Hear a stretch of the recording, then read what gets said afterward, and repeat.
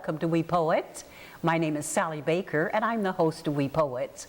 We Poets is a poetry show for boys and girls between the ages of 6 and 13. But we're doing a special segment called Battlefield Poets, and I'm interviewing veterans and agencies that help veterans who are coming back from the war. Tonight we have two special guests. Our special guest, first of all, is a veteran, and his name is Mr. Marvin Tuttle. He is a CCI Team Graduate Canine Companion for Independence. And our second guest is Miss Kristen Trisko, who is the president of the East Bay chapter for Canine Companions for Independence. I'm going to be interviewing each of them, and each of them has brought a wonderful dog. So, without further ado, we're going to hear from Mr. Tuttle first. Hi, Mr. Tuttle. Hi, Sally. How are you tonight? I'm great, thank you. I'm so glad you could come and bring your wonderful dog to be interviewed tonight. And my first question for you is, in what branch of the military did you serve, and in what country did you serve, and for how long was your tour of duty? I was drafted in 1969, and after stateside training, I was deployed in Vietnam and did a 14-month tour in Vietnam. Mm-hmm. And when you came back from the war, was there a public celebration for you? That was one of the drawbacks of being part of the Vietnam War. There were no positive public celebrations when we came home.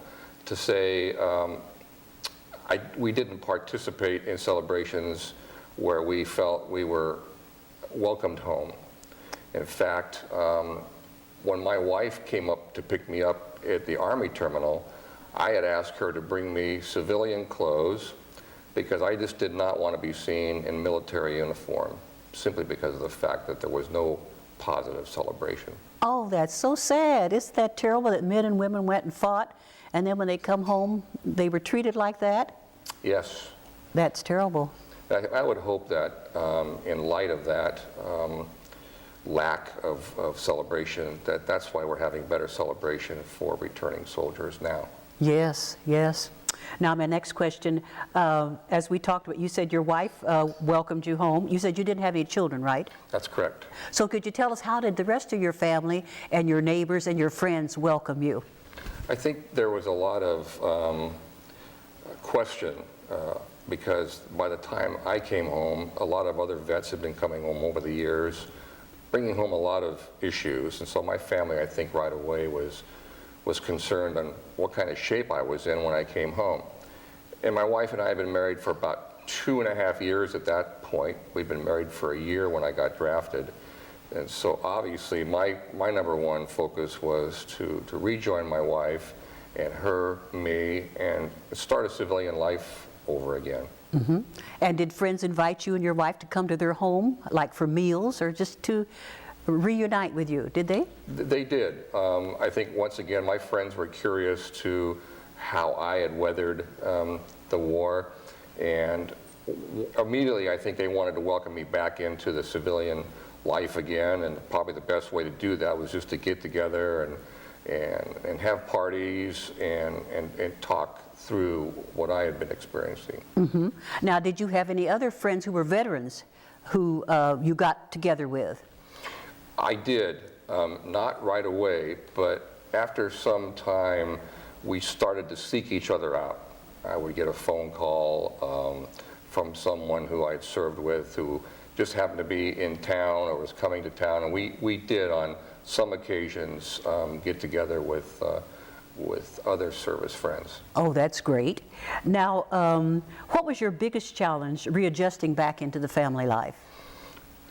I think especially being a young person, coming back from that kind of experience, coming back in hopes that family and friends would understand what you'd been through, and not even really realizing how you would react to being back in civilian life. Those were probably the most difficult times in trying to reestablish myself and separate myself from that situation. That's right. Now, did you have a physical injury? The only physical injury that I sustained, and this is physical now, was a hearing loss. Could you tell us about that, how it came about? There was a number of ways that people lost their hearing in battle because of the different concussion sounds and things of that nature. In my case, I was in the artillery, so we're obviously big guns. We didn't have a lot in the way of hearing protection that we could actually utilize during our missions. And so as a result, we basically worked unprotected, and I lost a substantial amount of hearing due to a number of instances where I just got caught in the middle of the sound of those guns. Oh dear. And I suppose the other men too, and women, had this same problem working with those big guns? It's not uncommon, especially now, all these years later, those of us that are involved in the Veterans Administration, we see a lot of other vets. In fact, you have to wait for a considerable period of time to get an appointment with the hearing specialist because of the number of people who were affected that way. Oh dear, that's sad. Now let's see, how did the war affect your mental health? I didn't know right off. In fact, it took me about 25 or 30 years to realize the issues that I was having, the nightmares, close encounters with other people in a negative way. Was finally diagnosed with post-traumatic stress disorder. A lot of veterans have that, don't they?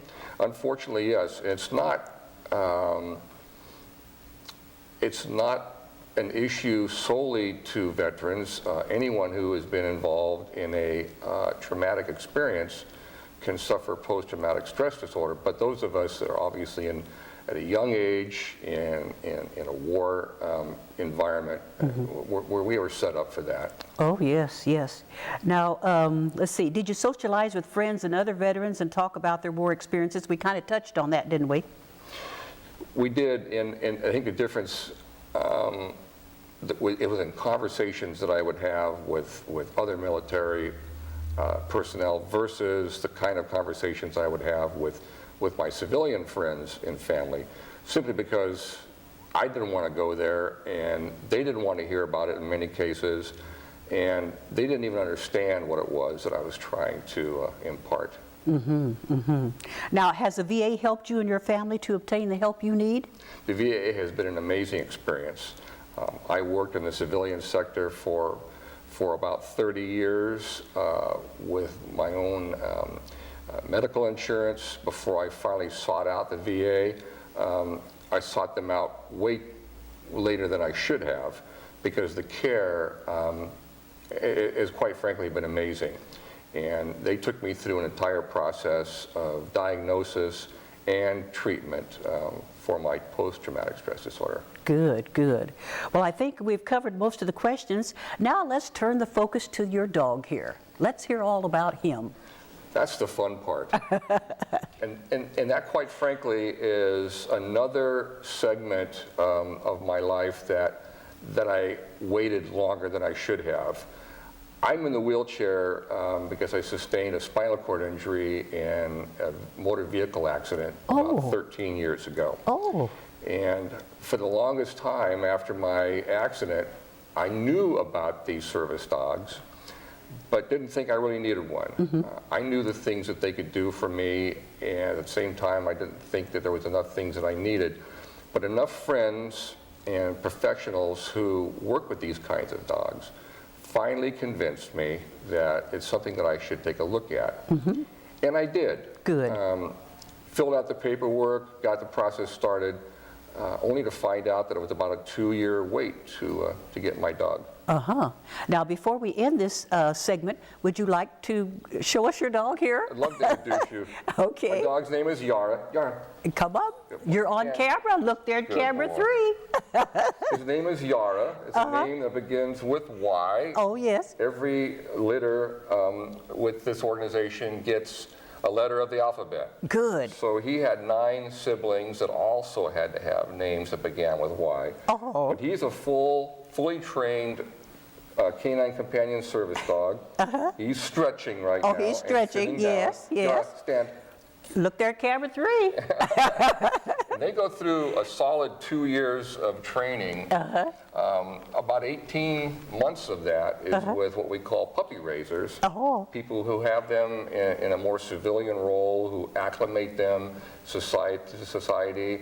In his case, in Yara's case, he was puppy raised by a gentleman in a men's maximum security prison. Really? There's a number of prisons that do training, and so he comes from a very strict and rigid training and lifestyle. Yes. We get these dogs with 42 different commands, and we can build on that. But right out of the box, if you will, they will perform about 42 different commands for us. The things that he does for me mostly, for instance, is I tend to drop things, and it's difficult to pick things up when you're in the wheelchair. Yes. So if you allow me to demonstrate. Yes, please. Let's see if I can give you an example. Okay. Yara, I just dropped my keys. Yara, get. Good boy. Get. Attaboy. Oh, look at There you that. go. Isn't that nice? Okay. Hold. Oh, Visit. Good boy. isn't Thank that you. nice? And there's a lot of things like that that he'll do, and just about everything that he does, from eating, drinking, all the way through how he follows me in my chair and how he sides with me is all commands. No barking, only if I give him the command to bark. Yara, speak. Speak. Speak. Good boy. Oh, So I have one of the dogs in the neighborhood that doesn't bark unless I tell him to. oh yes. Yeah, it's an amazing thing, too, for a veteran to be blessed with one of these dogs because, as the name says, they're canine companions. Canine Companions. Companionship that they give, and I'm fortunate to be a family guy. I've got a wife and kids and Yes. grandkids. Yes. But a lot of vets don't. And these dogs bring that companionship to the table. Isn't that and wonderful? allow you to get out in the real world, which a lot of vets are afraid to do. There is not a public place that I can't take him. Good, so it's good. an amazing thing. Now, one thing about, does your dog take commands from your wife, or only you? Well, the first 6 months that we were home, my wife was asked to kind of stand back a bit so Oh, yes, we could work the bonding process. with the two of you. But after that, she takes him for walks when Oh, if good. I'm involved in something else, or if I'm involved in a situation where I can't have my dog with me. So she has to be able to give him some commands just to Good. get him to obey, because after all, he's still a dog. That's right, And that's dogs right. will do things that they shouldn't. Shouldn't, So yeah. even when he's with my wife, those commands are Well, I important. think we've run out of time for this segment, but I want to thank you so much. That was a wonderful presentation. And boys and girls and ladies and gentlemen, stay tuned. We're going to take a quick break, and then our second guest is coming on. We'll be back in just a moment.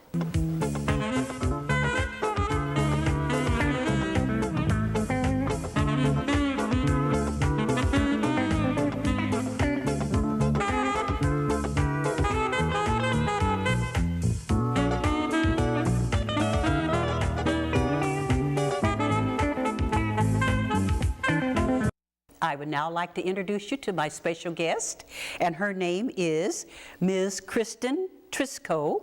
She is the president of the East Bay chapter for Canine Companions for Independence, and she's going to tell us all about her service and this wonderful dog that she's brought.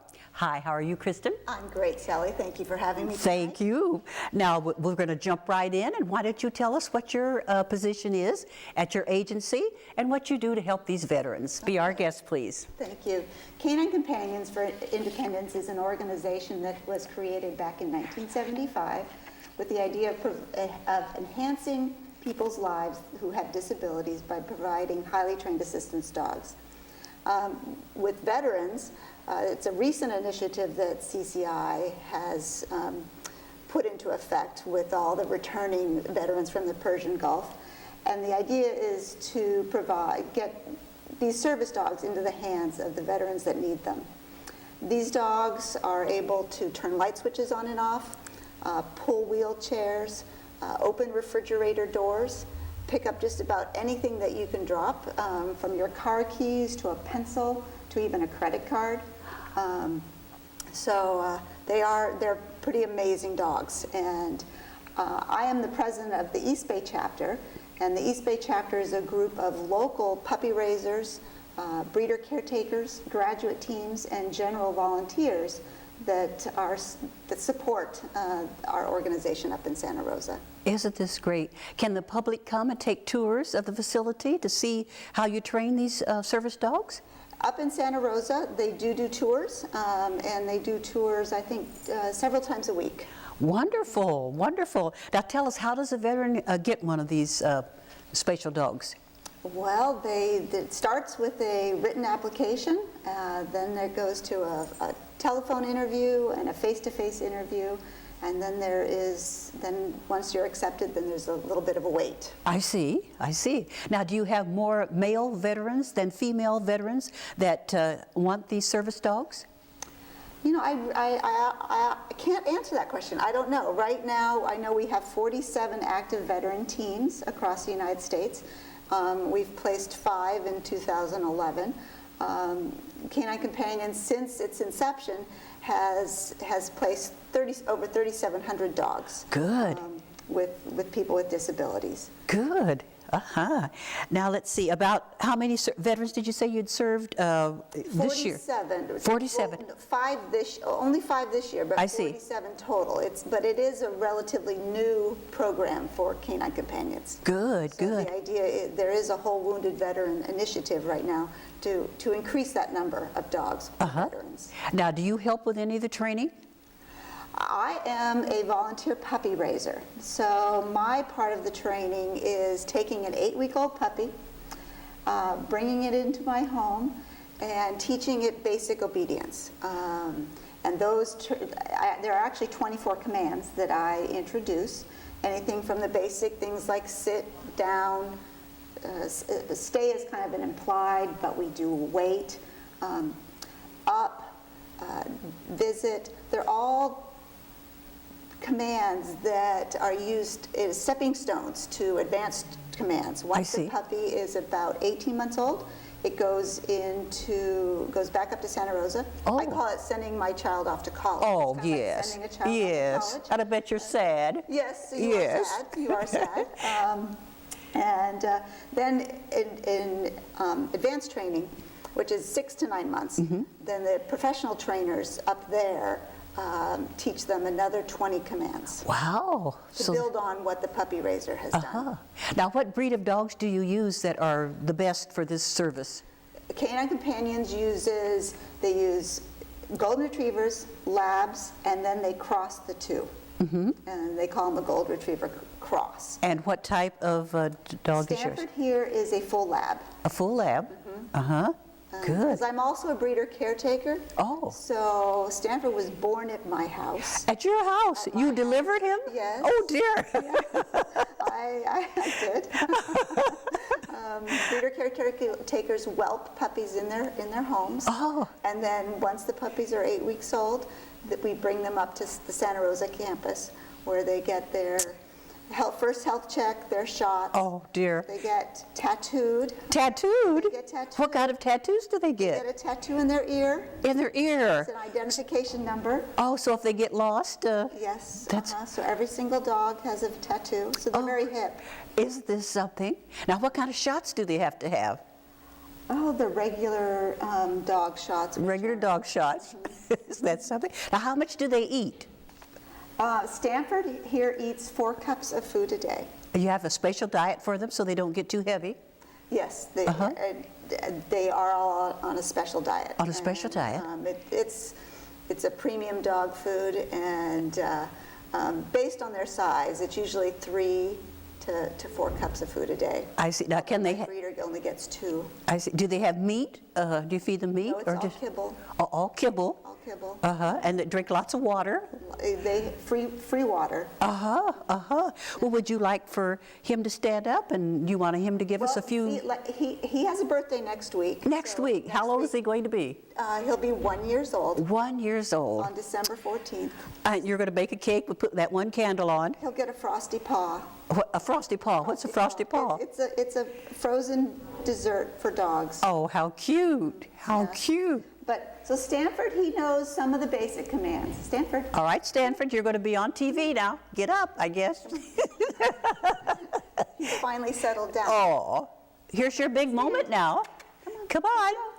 Yes. good Look there at boy. camera 3. You're on. He shakes? Oh, look how cute. Good, good boy. That's a good shake. What else is he going to do for us? Down. Roll. Usually at this, that's a good boy. That's a roll. We're still working on, we start with food treats and we lure them into position with our hand and with food treats, and then we wean them off of that. So he's looking at my hand wondering where his treat is. Hi. Hi. I want to thank you for coming and being on my TV show tonight. I haven't had many service dogs on my TV show, but you're such a nice fella. Look there, camera 3. And let's see your pretty face there. Look there. Oh, aren't you a nice dog? Oh. And this that he has tell us on about that. What is this around his It's mouth? called a gentle leader. And a gentle leader works just on the premise of like a halter on a horse. Oh, I see. Where the head goes, the body follows. So it's not a muzzle. He could eat, he can drink, he can hold a tennis ball. Oh, good. But it does prevent them from pulling. Oh, yes. Now, you did say something about the dogs pulling a wheelchair. Tell us about that. Oh, yes. A service dog like Yara, they are trained with a special harness that they wear.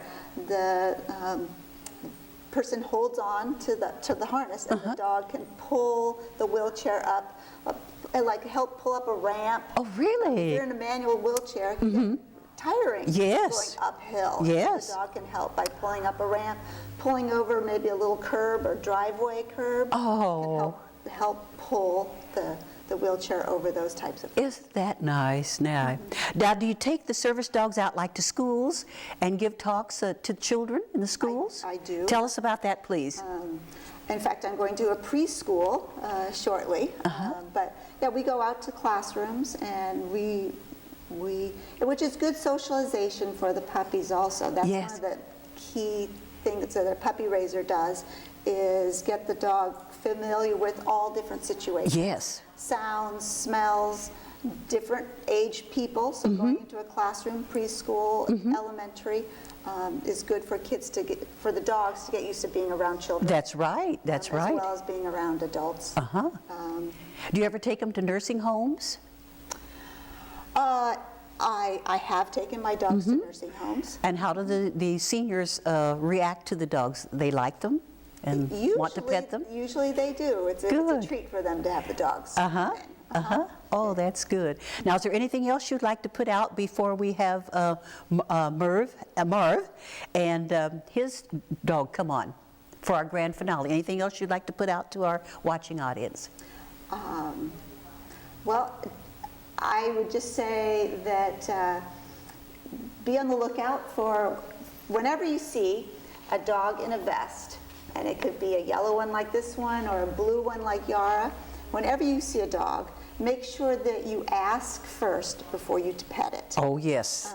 It's very important to say, is it okay if I pet your dog? And then usually whoever has a dog will put the dog into a sit or a stand and say, yes, now you may pet my dog. But these are working dogs, so it's important to not just run up and pet them. Right, okay. Well, ladies and gentlemen, stay tuned. We're going to take a quick break, and then we're coming back for our grand finale, so don't turn those TVs off. We'll be back in just a moment.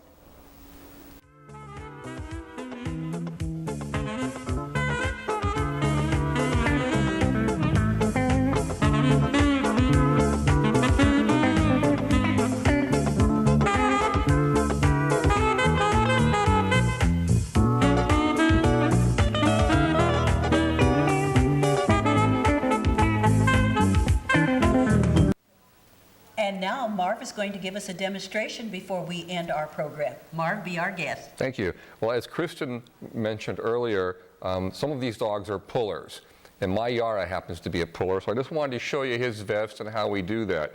The vest he had on earlier was not a pulling vest, but this one is, and it's got a handle on the side, and I give him a simple command, a verbal command of pull, and he starts to pull me after I start the wheelchair in motion. Not all these dogs are pullers. It's more of a will to pull, so that's why not all of them do, but Yara is a puller.